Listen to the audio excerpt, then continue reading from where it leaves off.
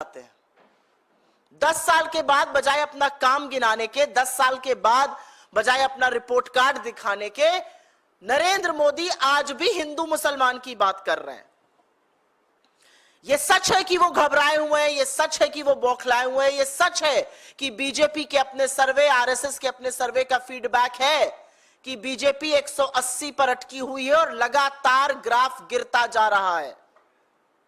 यह भी सच है कि हमारी चाहे भारत जोड़ो यात्रा रही हो या भारत जोड़ो न्याय यात्रा रही या जो हमारा घोषणा पत्र न्याय पत्र के नाम से आया, उसमें पूरी तरह से साफ हो गया है कि प्राथमिकताएं क्या हैं। हमारे घोषणा पत्र की चर्चा आप जैसे मीडिया के प्रबुद्ध साथियों ने की, विशेषज्ञों और जानकारों ने की, और विरोधियों को भी यह कहना पड़ रहा है कि यह एक बड़े व्यापक दृष्टिकोण का खाका है, यह एक ब्लूप्रिंट है भारत के भविष्य के लिए, और 10 साल में जो भी समस्याएं इस देश के लोगों पर लादी गई हैं, उन सबका कहीं समाधान भी है और क्रमबद्ध तरीके से समाधान है। और यह भी सच है, जैसा कि हमारे नेता राहुल जी ने कहा, कि यह घोषणा पत्र कुछ दो विशेषज्ञों ने बैठकर पूंजीपतियों की सूची लेकर नहीं बनाया है। यह घोषणा पत्र भारत की आवाज है, इस देश की आवाज है। यह घोषणा पत्र उन लाखों करोड़ों लोगों की अपेक्षाओं पे, उनकी आकांक्षाओं पे, उनकी आशंकाओं और उनकी चुनौतियों के बेसिस पर बना है, जो भारत जोड़ो यात्रा और भारत जोड़ो न्याय यात्रा में कांग्रेस से, कांग्रेस के शीर्ष नेतृत्व से, हमारे लीडर से, हमारे अध्यक्ष से लगातार मिलते रहते हैं। और इसीलिए प्रधानमंत्री घबरा गए। चर्चा शुरू हुई, प्रधानमंत्री को लगा अरे भैया क्या किया जाए। मेरा अपना मानना, और मैं दावे के साथ यह कह सकती हूं कि उनका एक चरण चुंबक उनके पास गया होगा और कहा होगा, मोदी जी कांग्रेस का मैनिफेस्टो तो बड़ा अच्छा है, सब लोग बड़ी बातें कर रहे हैं, कह रहे हैं बड़ा व्यापक दृष्टिकोण है, एक पूरा खाका तैयार कर दिया है भविष्य के भारत के लिए, आपको यह सब करना चाहिए था 10 सालों में। तो मोदी जी ने उससे यह नहीं कहा हाँ सही कह रहे हो, मोदी जी ने उससे कहा अरे चेले घबरा मत, अभी देख मैं अपनी अगली इलेक्शन रैली में क्या करता हूं, मुद्दे से ही भटका दूंगा। और ऐसा घटिया और शर्मनाक बयान नरेंद्र मोदी देते हैं, कहते हैं हमारे घोषणा पत्र पर मुस्लिम लीग की छाप है। असलियत यह है कि ये वो दिल में जो इतना अथाह प्रेम, इतना प्रगाढ़ प्रेम है मुस्लिम लीग के लिए नरेंद्र मोदी और भारतीय जनता पार्टी के नेताओं का, जो रह रह कर छलक जाता है। वो गागर इतनी भरी है प्रेम से कि वो समझती नहीं है, वो रह रह कर छलक जाती है। यह असलियत है। उनके मुस्लिम लीग की प्रेम की बात अभी मैं थोड़ी देर में करूंगी, लेकिन हमारे घोषणा पत्र पर किसकी छाप है, इसकी चर्चा पहले करना चाहती हूं। जैसा कि मैंने आपको पहले भी बताया कि हमारा घोषणा पत्र 5 न्याय के स्तंभों पर आधारित है। वो युवा न्याय है, नारी न्याय है, किसान न्याय है, श्रमिक न्याय है, हिस्सेदारी न्याय है। इसके अलावा हमने राज्यों की समस्याओं पर, सुरक्षा की समस्याओं पर तमाम बातें और बड़े व्यापक दृष्टिकोण से वो बातें दी हैं। यह भी सच है कि हमारा घोषणा पत्र लोगों की आवाज पर बना है, इसमें लोगों की अपेक्षाओं का प्रतिबिंब है। तो बताती हूं आपको इस पर किसकी छाप है। इस पर छाप है उन करोड़ों लोगों की जो भारत जोड़ो यात्रा और भारत जोड़ो न्याय यात्रा में हमारी तरफ एक उम्मीद की नजर से देखते हैं। इस पर छाप है देश के युवाओं की, इस पर छाप है देश की नारियों की, इस पर छाप है देश के किसानों की, इस पर छाप है देश के श्रमिकों की, इस पर छाप है देश के उन लोगों की जो हाशिए पर है, और उनकी भागीदारी और हिस्सेदारी हम सुनिश्चित करेंगे। इस पर अमिट छाप है उन लोगों की जिन्होंने 10 साल से सिर्फ जुमले झेले। इस पर उन लोगों की छाप है जो गरीब से और गरीब हो गए। इस पर उन लोगों की छाप है जिन्होंने कोरोना काल में अपनों को तड़प तड़प के दम तोड़ते देखा। इस पर छाप है उन श्रमिकों की जो चिलचिलाती धूप में सड़कों पे नंगे पैर, फोपले और छाले लिए पैदल चलने को मजबूर थे। इस पर छाप है देश के उन लोगों की जिनके हक मार के धन्ना सेठों की तिजोरियां भरी गई। इस पर छाप है उन लघु मध्यम उद्योगों की जिन पर ताले पड़ गए इस सरकार की मनमानी नीतियों से। इस पर छाप है उन 700 किसानों की जो हक मांगते हुए शहीद हो गए। इस पर छाप है उन किसानों की जो हक मांगकर जब लौट रहे थे तो उनको गाजर मूली की तरह रौंद दिया गया। इस पर छाप है उन युवाओं की जो जी तोड़ मेहनत करते हैं, हर संभव प्रयास करते हैं, और जब इम्तिहान देते हैं पेपर लीक हो जाता है तो वो हताश हो जाते हैं। इस पर उनकी छाप है। इस पर छाप है सरहद पर तैनात उस सैनिक की जो जाड़ा गर्मी बरसात नहीं देखता और इस सरहद की रक्षा करता है। इस पर छाप है गलवान के उन शहीदों की जिनके प्रति श्रद्धा तो छोड़िए, आरोपियों को क्लीन चिट देने का काम इस देश के प्रधानमंत्री ने किया।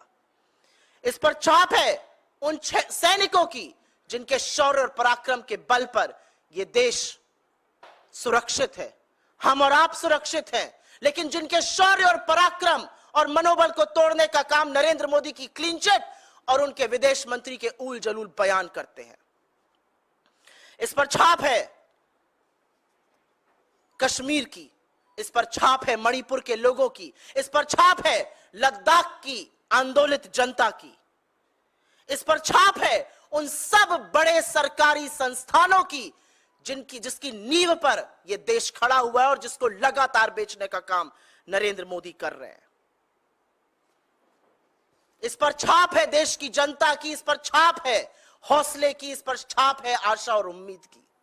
लेकिन क्यों मोदी जी ने ऐसा कहा? कभी आपने सोचा है? कुछ और कह सकते थे, कह सकते थे कि यह गलत है, यह नहीं संभव है, यह नहीं होगा, कुछ भी कह सकते थे। यह क्यों कहा? क्योंकि यही दिल का प्रेम है। इश्क और मुश्क छुपाए नहीं छुपते हैं, और मोदी जी के पुरखों का मुस्लिम लीग से ऐसा इश्क है जो छुपता नहीं है।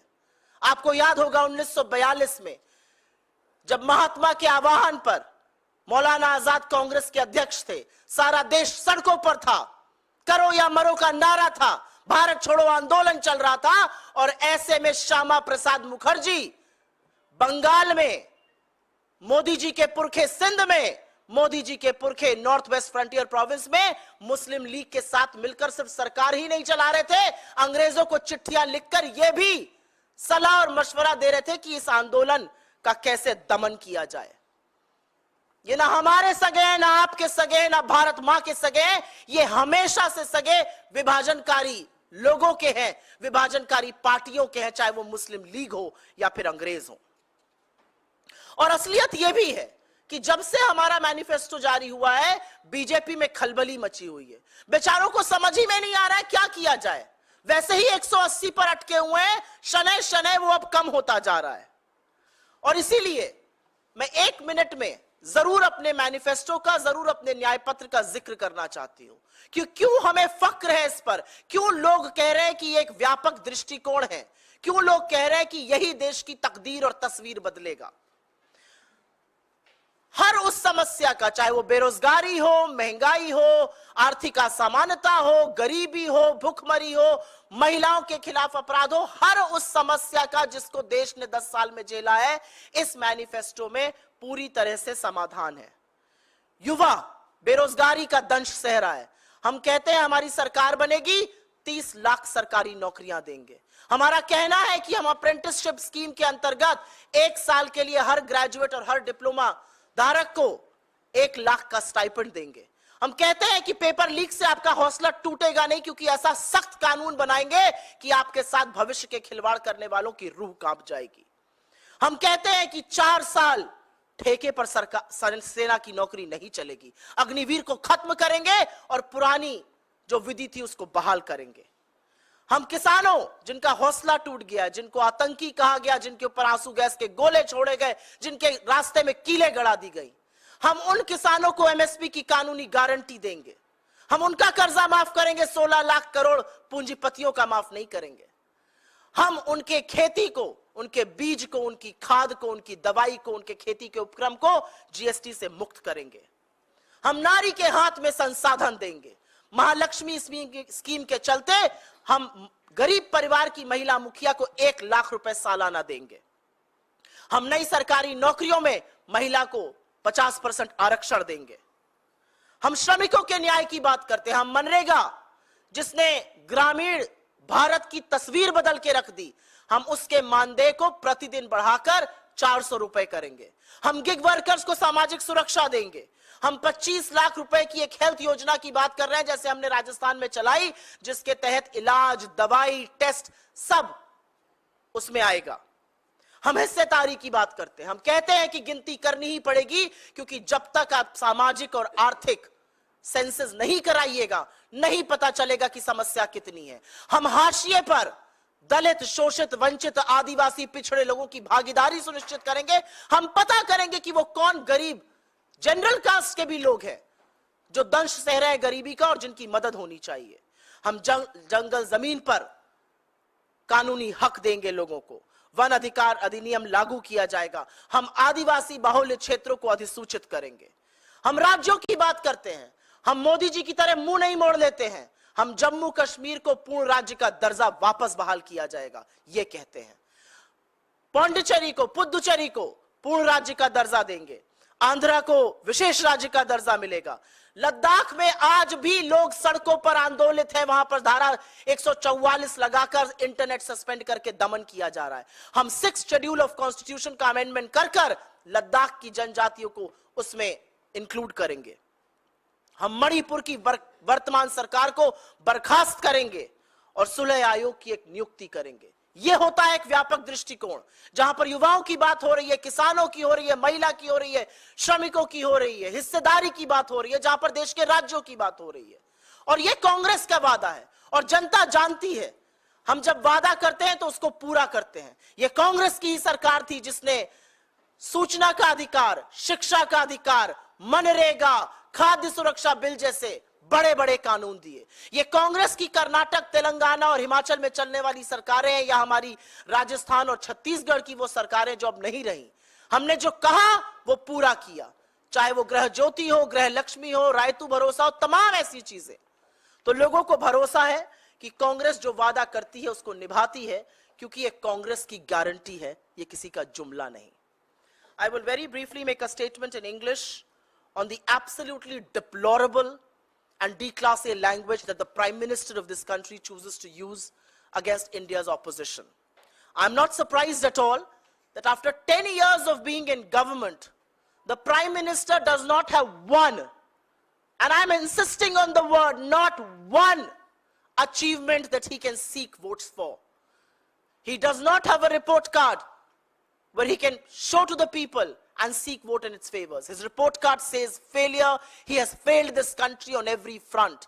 And I'm not surprised at all that he has resorted to the old script, the old narrative of division of Hindus and Muslims. How dare, absolutely how dare he call our manifesto with an imprint of the Muslim League? But that actually shows his deep love, his deep affection, his deep affiliation for the Muslim League, and that's not new. It's historic, and we'll just talk about it. But I do want to spend a minute talking about our manifesto and whose imprint there really is. Our manifesto is being widely discussed.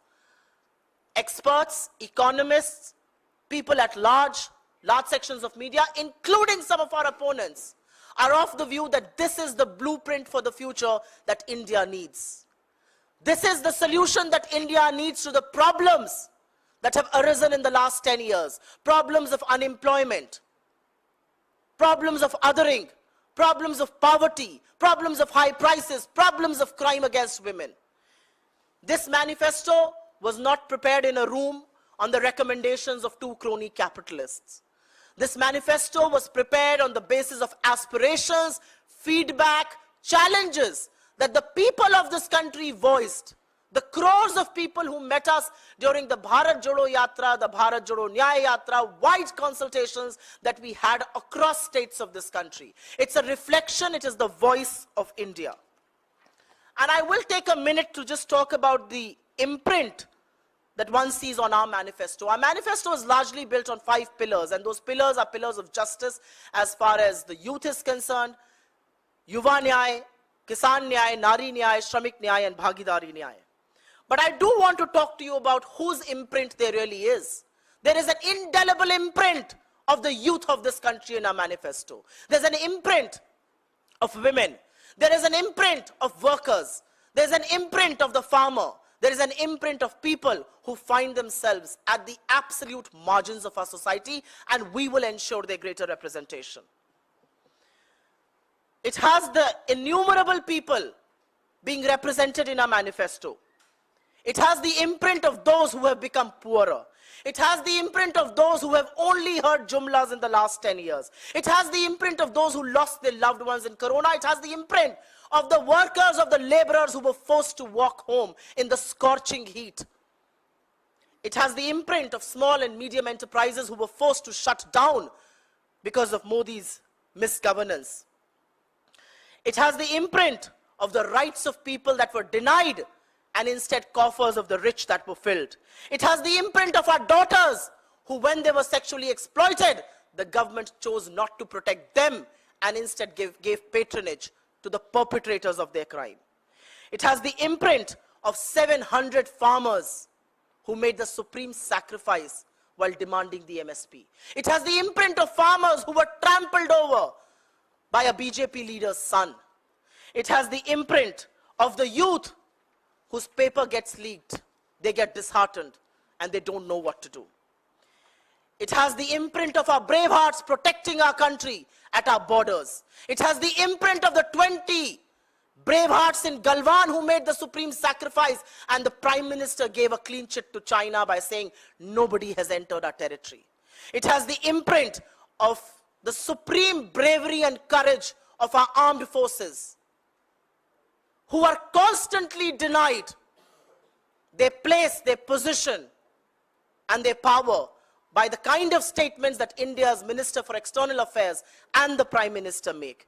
It has this imprint of Kashmir.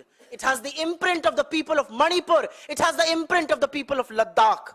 And last but not the least, it has the imprint of those government institutions on the foundation of which our country has been built.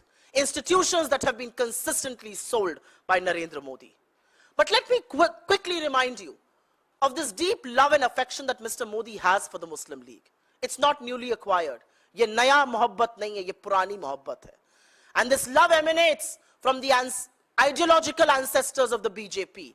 If you remember in 1942, when India was on the roads, when India was pushing the British away during the Quit India movement, and do or die was the mandate that we lived by, Shyama Prasad Mukherjee was running a government in Bengal, and his like-minded people were running governments in Sindh and in Northwest Province with the Muslim League. And they were also giving written suggestions to the British on how to curb this movement. The reality is that our manifesto is an answer to problems that people in this country face today. People in this country face problems of unemployment. This talks about 30 lakh government jobs.